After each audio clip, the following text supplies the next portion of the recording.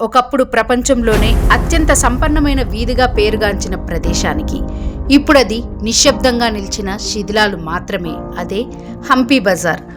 ఒక్కసారి ఊహించండి, సుమారు 500 ఏళ్ల క్రితం ప్రపంచం నలుమూలల నుంచి వ్యాపారులు ఒకే చేటికి చేరుకున్నారు. అరేబియా నుంచి గుర్రాలు, పర్షియా నుంచి ముత్యాలు, యూరప్ నుంచి రత్నాల కొనుగోలుదారులు, చైనా నుంచి పట్టు వస్త్రాలు. అది సాధారణ మార్కెట్ కాదు, అదే విజయనగర సామ్రాజ్య హృదయం హంపీ బజార్. హంపీ బజార్లో వజ్రాలు గింజలలాగా అమ్ముడయ్యేవని విదేశీ ప్రయాణికులు తమ గ్రంథాల్లో రాశారు.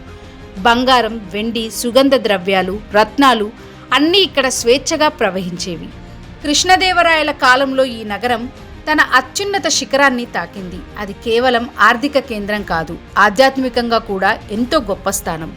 విరూపాక్ష స్వామి ఆలయం ముందుగా విస్తరించిన ఈ బజార్ భక్తులు, వ్యాపారులు, యాత్రికులతో నిత్యం కిక్కిరిసిపోయేది. రాత్రి వేళల్లో దీపాలతో వెలిగిపోయే ఆ వీధి సంపదకు ప్రతీకగా నిలిచింది. కానీ చరిత్ర ఎప్పుడూ ఒకేలా ఉండదు. 1565 సంవత్సరంలో తాళకోట యుద్ధం సంభవించింది. దక్కన్ సుల్తానుల ఐక్య సేనలు బీజాపూర్, అహ్మదానగర్, గోల్కొండ, విజయనగర సామ్రాజ్యంపై దాడి చేశాయి. యుద్ధరంగంలో అలియా రామరాయ పట్టుబడి హతమయ్యాడు. అది కేవలం ఒక రాజు మరణం కాదు, ఒక మహా సామ్రాజ్య పతనానికి ఆరంభం. విజయం సాధించిన సైన్యాలు హంపి వైపు కదిలాయి.